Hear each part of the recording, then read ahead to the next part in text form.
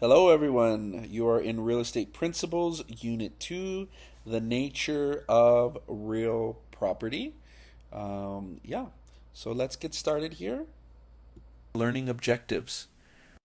When you have completed this unit, you will be able to accomplish the following: identify the origins of the California legal system, define the elements of real property, describe the forms of water rights found in California, list the tests for a fixture, identify and explain the methods of legal description of land, compute the size of a parcel of land described using the rectangular survey system, key terms, air rights, appurtenance, baseline, bill of sale, bundle of legal rights, chattel, civil law, common law, community property, correction line, correlative use, emblements, fixture, fructus naturalis, guide meridian, land, legal description, littoral rights, lot and block, system markers, meridians, meets and bounds, mineral rights, monuments, personal property, plat map, point of beginning, ranges, real estate, real property, rectangular survey, system right of appropriation, riparian rights, section, section and township system, subdivision map, subdivision system tiers, township, underground water rights, U.S. government survey system, water rights. Many forces have shaped the landscape of California. Nature provides an abundance of both benefits and hazards, but cultural, political, and economic forces often have brought about more changes than even the most severe earthquake or fire. The earliest settlers of the region suffered greatly at the hands of those who followed, but the state is now home to one of the most diverse populations in the world. This unit surveys the history of California very briefly to give you some idea of the dramatic origin of our system of land ownership. Then, real property is defined and distinguished from personal property. Finally, the most common ways of describing real property are discussed. Historical perspective. Many forces have shaped the landscape of California. Nature provides an abundance of both benefits and hazards, but cultural, political, and economic forces often have brought about more changes than even the most severe earthquake or fire. The earliest settlers of the region suffered greatly at the hands of those who followed, but the state is now home to one of the most diverse populations in the world. This unit surveys the history of California very briefly to give you some idea of the dramatic origin of our system of land ownership. Then, real property is defined and distinguished from personal property. Finally, the most common ways of describing real property are discussed. Spanish conquest and settlement. In 1513, Vasco Nunez de Balboa, at the head of an advancing army of conquistadors, claimed all lands washed by the Pacific Ocean for the King of Spain. California became in principle at least part of the Spanish Empire. But the distance from Spain to that far-flung outpost meant that it would be hundreds of years before it was fully explored. For the most part, the Native Americans who emigrated from Asia and the great tribes of the nation's heartland had ignored the land we now call California. Still, as many as 300,000 people were living in California at the time of European exploration. Missions and presidios. During the 20th century, California's Native American population grew to 100,000, in part because of immigration to California from other states. The major impetus to Spanish settlement of California was the establishment of the missions. Franciscan missionaries converted some of the Native Americans to Christianity and resettled them in mission communities where they were taught agriculture and crafts, see Figure 2.1. Of course, living in such communities made the converts easy prey to epidemic disease. By 1900, only 15,000 Native Americans were estimated to be living in California. The missions also provided a convenient source of supplies for the presidios, the military posts. The first mission and the first presidio were founded at San Diego in 1769. 20 more missions were to follow by 1823, with the northernmost in Sonoma. Additional presidios were located in Santa Barbara, Monterey, and San Francisco. U.S. Highway 101 follows the route of El Camino Real, the main thoroughfare of Spanish California. Pueblos. During Spanish rule, ownership of all the land was held by the crown, the King of Spain, with rancho grants made only for limited uses, such as grazing or farming. Cities, called pueblos, received 4 square leagues of land without need for a formal grant. Because a league was 4,440 acres, city officials carried much authority. The mayor and council of the pueblo could grant house lots and farm lots to inhabitants. Mission. From San Diego northward, the missions established a Spanish presence in the territory that became California. Treaty of Guadalupe Hidalgo. Mexico, a territorial possession of Spain, established its independence in 1822. California became a possession of Mexico. But the tide of settlement brought Americans to the Pacific coast, eventually leading to war with Mexico. The war ended with the signing of the Treaty of Guadalupe Hidalgo in 1848. Following the Treaty of Guadalupe Hidalgo, California became a possession of the United States. Existing property rights of Mexicans in California were to be inviolably respected. In the 26 years of Mexican rule from 1822 to 1848, mission lands had been confiscated, private land ownership encouraged, and large tracts given out. After the Treaty of Guadalupe Hidalgo, American squatters claimed some of that land, creating much conflict. There would have been confusion in any event because the transfer from Spanish-Mexican rule to the status of an American colony meant a change in the entire legal system. The Spanish civil law, consisting of detailed legal codes, was replaced by the English common law, an inheritance of the United States from the period before the American Revolution. This meant that Californians were to follow the laws established by the legislature, as well as the common law customs and usages established by judicial decisions. Significantly, property could be held in absolute ownership by individuals. A holdover from Spanish law is the concept of community property, which is property acquired by spouses during marriage. Statehood. In the midst of the post-war land problems, gold was discovered at Sutter's Mill in 1848.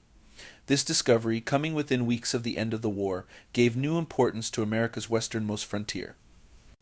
In 1850, California became a state and is the third largest state. The federal government retained certain rights in the area known as California. The new state became owner of all lands lying under navigable streams and lakes and above the ordinary high tide line. Tidelands are held in trust for public navigation, fishing, and recreation. Certain rights to public lands can be transferred, however, which allows the collection of income from oil and gas production.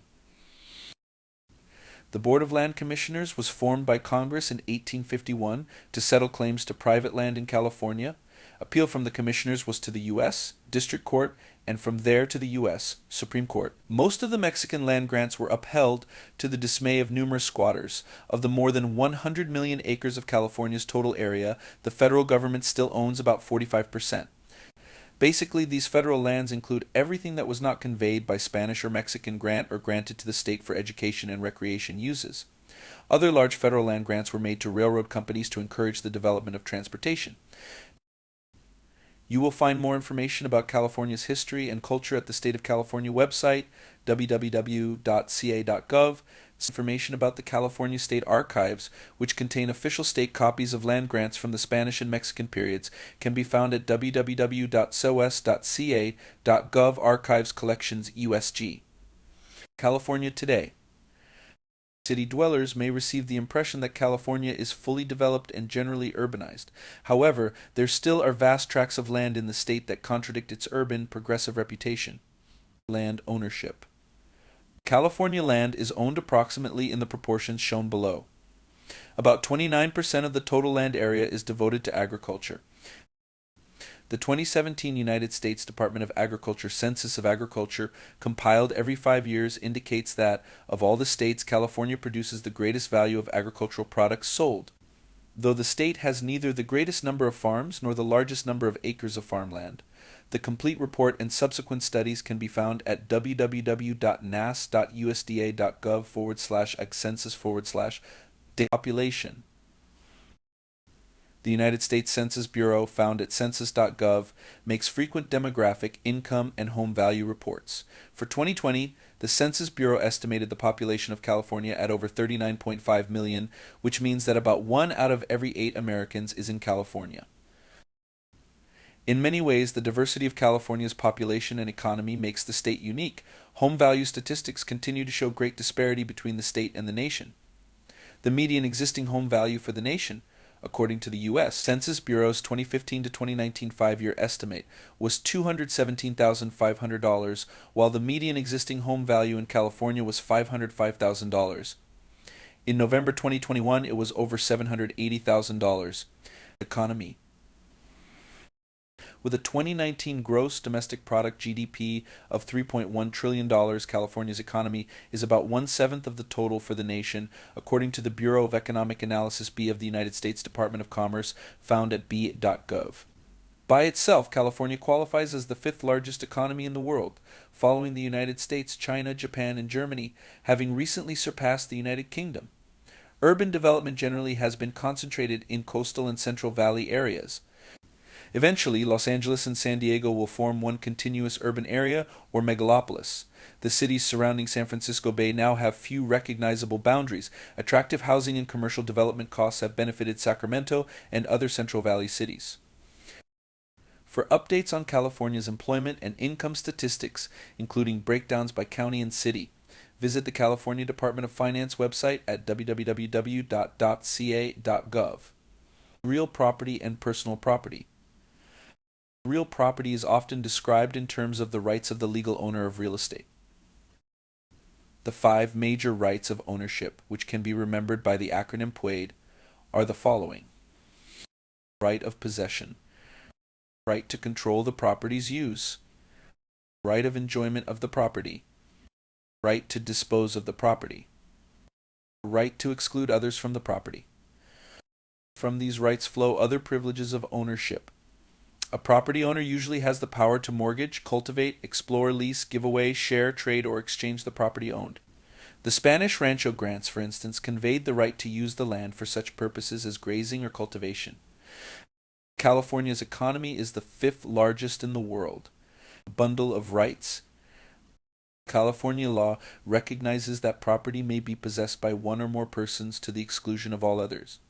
All California property can be categorized as either real property or personal property. Real property. In California, the term real property is synonymous with the term real estate. The California Civil Code definition of real property includes all of the following elements.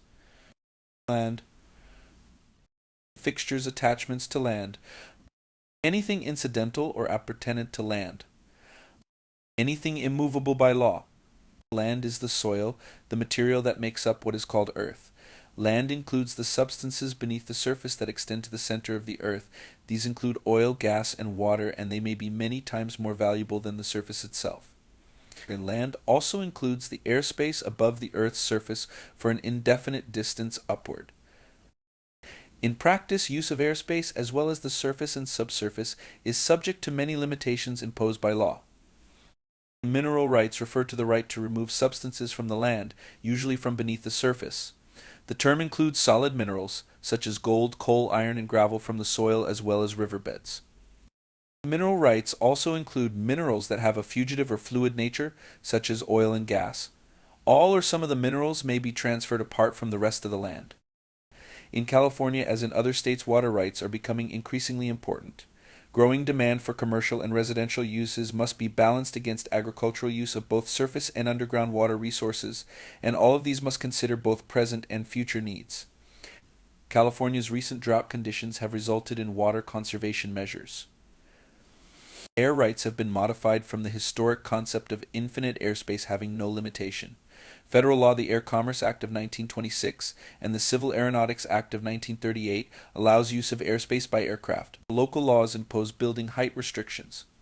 In central city locations, air rights may be a profitable commodity.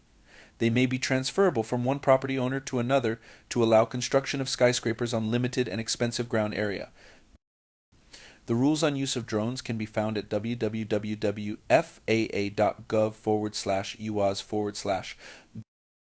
Aerial photography is now a feature of many property listings but has raised concerns. The Department of Transportation's Federal Aviation Administration has issued rules for the use of small unmanned aircraft systems, commonly referred to as drones.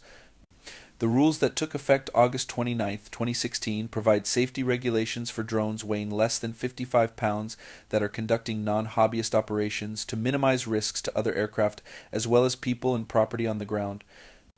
The drone operator must be at least 16 years old and have a remote pilot certificate.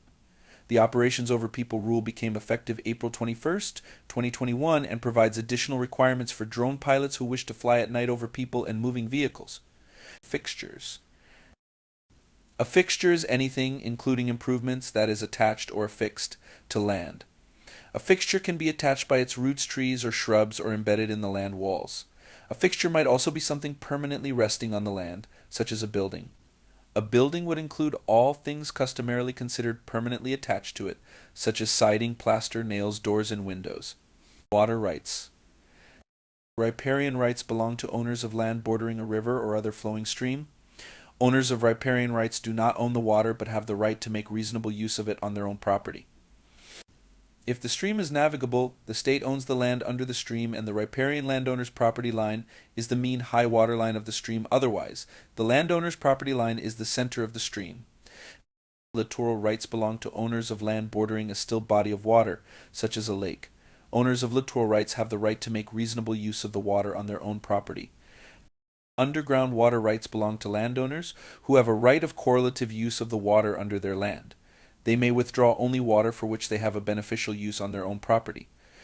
Underground water that is not confined to a defined stream is percolating water.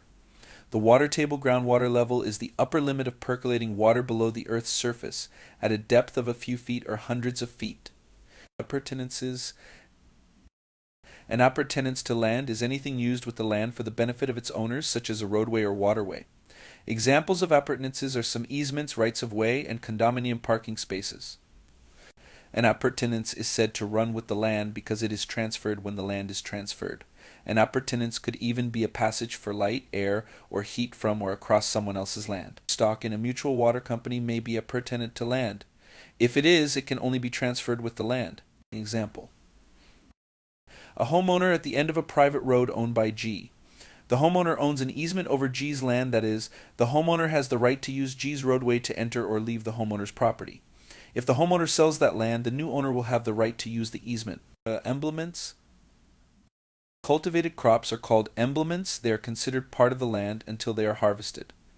Then they become personal property. If grown by a tenant on leased land, however, they are considered personal property both while growing and after harvest. The sale of growing crops is governed by the provisions of the Uniform Commercial Code. Crops produced by human labor, lettuce, cotton, grapes, and so on, are also referred to by the legal term Fructus Industrialis. They are distinguished from naturally occurring plant growth, such as grasses, which are termed Fructus Naturalis. Personal property. Personal property is every kind of property that is not real property.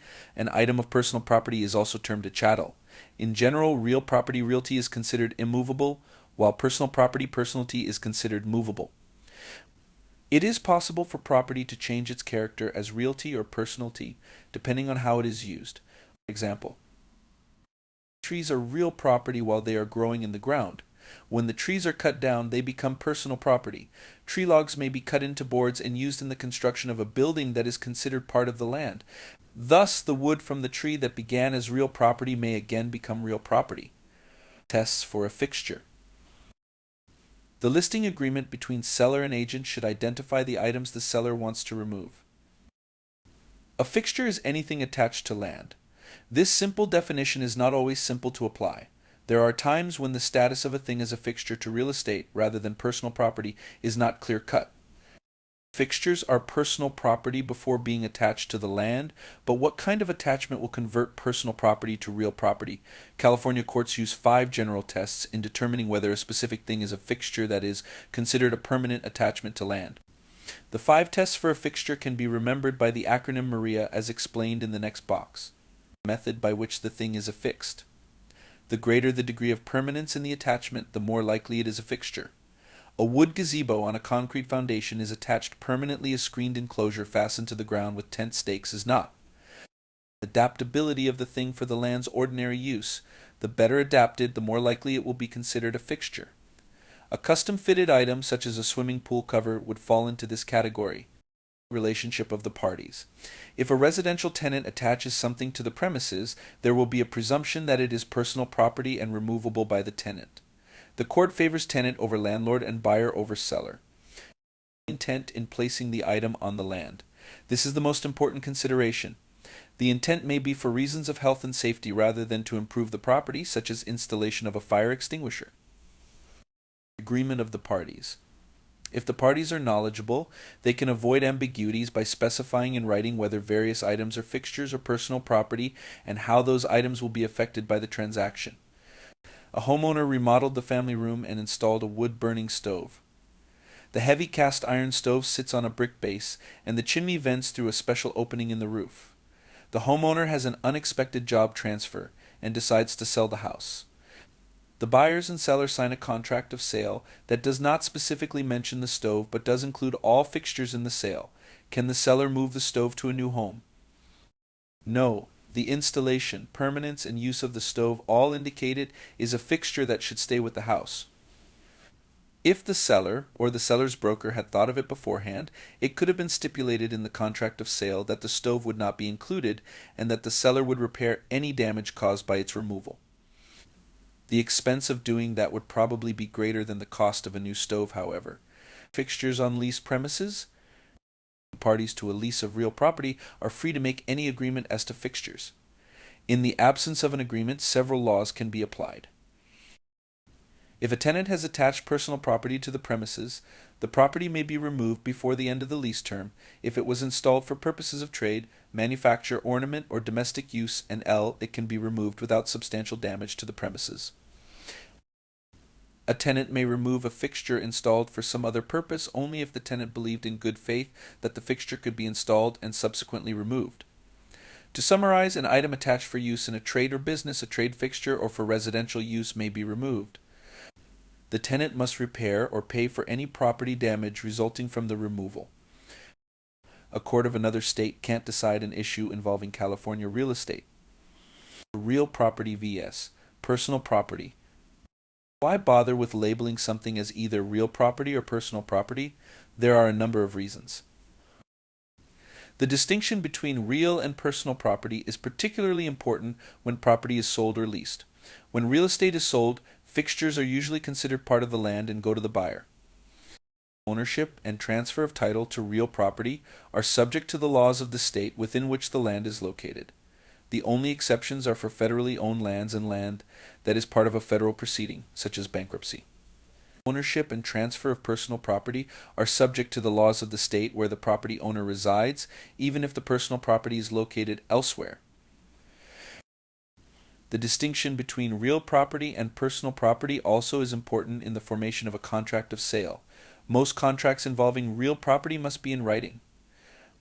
For personal property, a written document generally is required only when the value of the property exceeds $5,000 California Civil Code Section 1624.5. A written instrument also may be required for transactions involving personal property that fall within the rules of the Uniform Commercial Code, such as bulk sales of goods, sales of securities, and formation of security agreements. Ownership of real property is usually transferred by an instrument called a deed. Ownership of personal property usually is transferred by a bill of sale.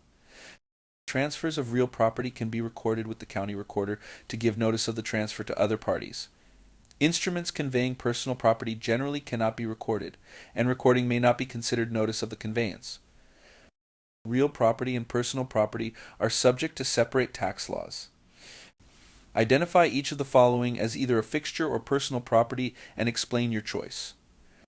House, room, air conditioner, well, motor home, space heater, brick patio, fireplace, patio furniture, wall-to-wall carpeting, a wood deck, room size rug, hot tub, chandelier. Land description.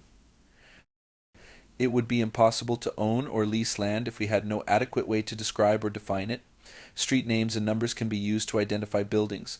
What is described by such an address is a particular parcel of real estate. Usually all the improvements within the perimeter of an identified parcel of land are included.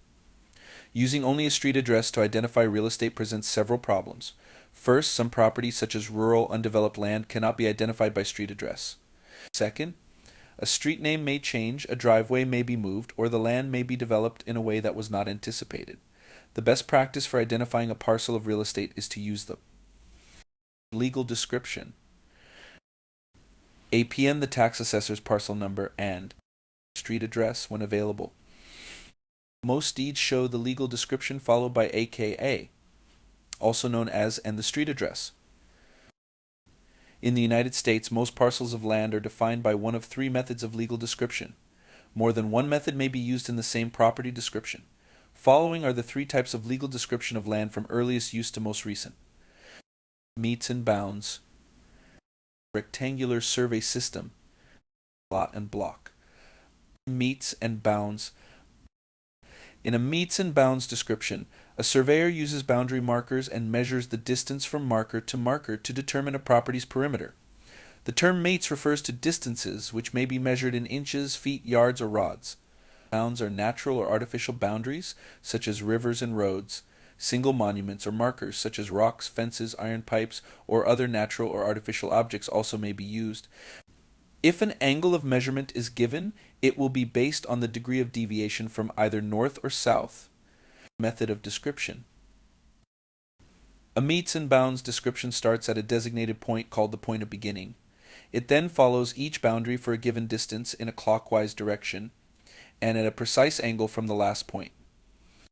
The simplest type of description using metes and bounds would be to follow the dimensions of a tract, as in the example that follows.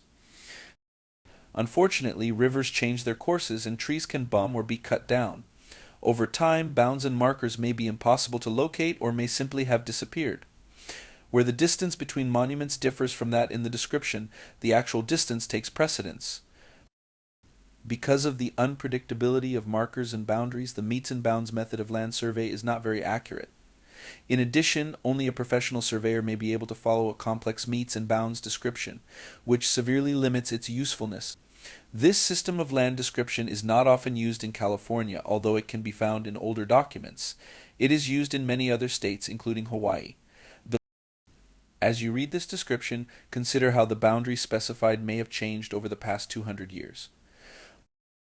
A tract of land located in the village of Red Skull, described as follows, beginning at the intersection of the east line of Jones Road and the south line of Skull Drive, thence east along the south line of Skull Drive 200 feet, thence south 15 degrees, east 216.5 feet, more or less.